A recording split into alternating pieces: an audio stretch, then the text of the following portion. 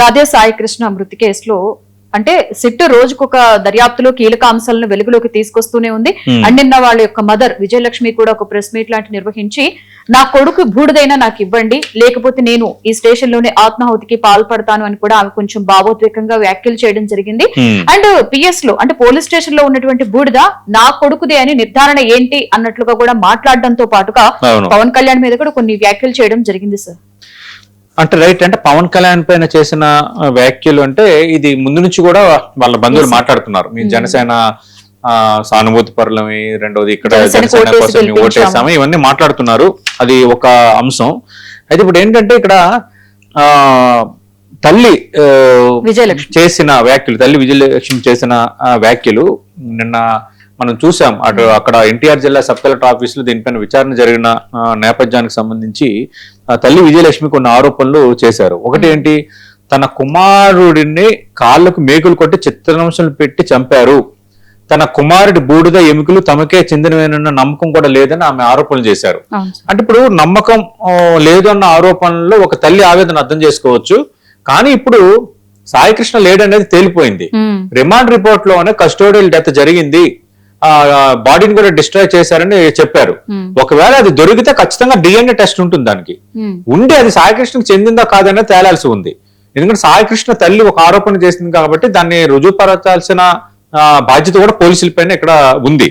అది ఒక కీలకమైన అంశం. అయితే ఇప్పుడు నాకు ఆ ఎముకలు ఆ బూడిద మా కుమారుడు కాదు చెందిన నమ్మకం లేదని చెప్తున్నారు ఒకటి. రెండోది, కాళ్ళకు మేకులు కొట్టి చిత్రహింసలు పెట్టి చంపారు అని అంటున్నారు. మరి ఖచ్చితంగా ఆమెకి ఏదో ఇన్ఫర్మేషన్ ఉండి ఉంటుంది. అంటే పోలీసులు ఎవరు చెప్పారా ఏంటి అనేది, అంటే చిత్రహింసలు పెట్టి చంపారు అనేది ప్రధానంగా కనిపిస్తోంది. ఇక్కడ ఒకటి, సిఏ నాగరాజుని ఇప్పటికే సస్పెండ్ చేశారు. ఆయన పైన హత్య, అక్రమ నిర్బంధం, ఆధారాలు ధ్వంసం వంటి అభియోగాలతో కేసులు నమోదు చేశారు. అలాగే కానిస్టేబుల్ అశోక్ జంగోనాని మరో కానిస్టేబుల్ కూడా ఇద్దరు లొంగిపోయారు, ఒకరిని అరెస్ట్ చేశారు. కానీ ఇంకా దర్యాప్తు పైన సాయికృష్ణ తల్లికి ఇంకా అనుమానాలు ఉంటూనే ఉన్నాయి. తన కుమారుడి బూడిద ఎముకలు తమకు అప్పగించాలి, లేకపోతే తాను ఆత్మహత్య చేసుకుంటానని ఆమె హెచ్చరిస్తున్నారు. రెండోది, డిస్ట్రాయ్ చేశారని రిమాండ్ రిపోర్ట్ లో పోలీసులు చెప్పారు కాబట్టి కనీసం ఆ ఎముకలు బూడిదైనా ఉన్నాయా లేవా అన్నది ఇప్పుడు పెద్ద క్వశ్చన్. అది తేలాల్సి ఉంది.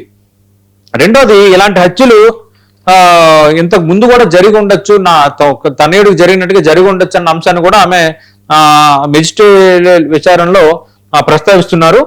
ఏదేమైనా ఇక్కడ ఇది ఒక స్వతంత్ర సంస్థతో విచారించాలి, సిబిఐ లాంటి సంస్థతో విచారించాలి అన్న అంశాన్ని ప్రతిపక్షాలు లేవనెత్తుతున్నాయి. ఇక్కడ ఇంకా అనుమానాలు ఉన్నాయండి. ఇంకా అనుమానాలు ఏమున్నాయంటే సాయికృష్ణ కేసుకు సంబంధించి, ఆయన మరణానికి సంబంధించి ఇంకా అనుమానాలు ఉన్నాయి. అనుమానాలు ఏంటంటే నిజంగా కస్టడీలోనే మరణించారా, కస్టోడియల్ డెత్ అని పోలీసులు ఇచ్చారు. కానీ సిఏ నాగరాజు వ్యవహరిస్తున్న తీరు కూడా భిన్నంగా ఉంది. సిఏ నాగరాజు నేను చెప్పాల్సిన చెప్పాను, నాకు ఇంకెందుకు కస్టడీకి ఇస్తారు అన్నది ఒకటి. అంటే సిఏ నాగరాజుది ప్రమేయం లేదనట్లేదు, కానీ సిఏ నాగరాజుతో పాటు ఎవరైతే ప్రమేయం ఉందని అరెస్ట్ చేశారో వాళ్ళు కాకుండా మిగతా వాళ్ళు కూడా ఉన్నారు. దీని వెనక కొందరు ప్రోద్బలం ఉంది. ఆ ప్రోద్బలం పై అధికారులదా, రాజకీయ నాయకులదా, ఏదో భూదంద వ్యవహారం ఉందంటున్నారు, అది నిజంగా ఉందా అనేది తేలాల్సి ఉంది. ఇక్కడ సిఏ నాగరాజు కూడా కొంత అనుమానాస్పదంగా వ్యవహరిస్తున్నాడు. సిఏ నాగరాజు అరెస్ట్ చేసిన తర్వాత కూడా ఆయన్ని రిమాండ్కి సంబంధించి ఇవ్వాలన్న దానిపైన, కస్టడీకి ఇవ్వాలన్న దానిపైన పోలీసులు కోర్టులో ప్రవేశపెట్టే ముందు ఆయన కొంచెం డిఫరెంట్ గా మాట్లాడాడు. అంటే నన్నొక్కన్న బలిపశు చేస్తున్నారు, వేరే వాళ్ళు ఉన్నారన్న అర్థం ఆయన వ్యవహార శైలిలో, ఆయన వ్యాఖ్యల్లో అది ప్రస్ఫుటిస్తుంది.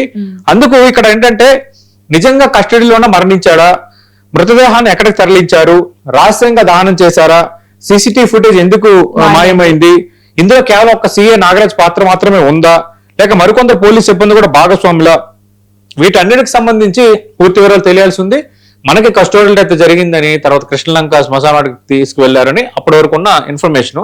కానీ ఇప్పుడు సాయికృష్ణ తల్లి కాలికి మేకులు కొట్టారన్నది ఒక కొత్త ట్విస్టే.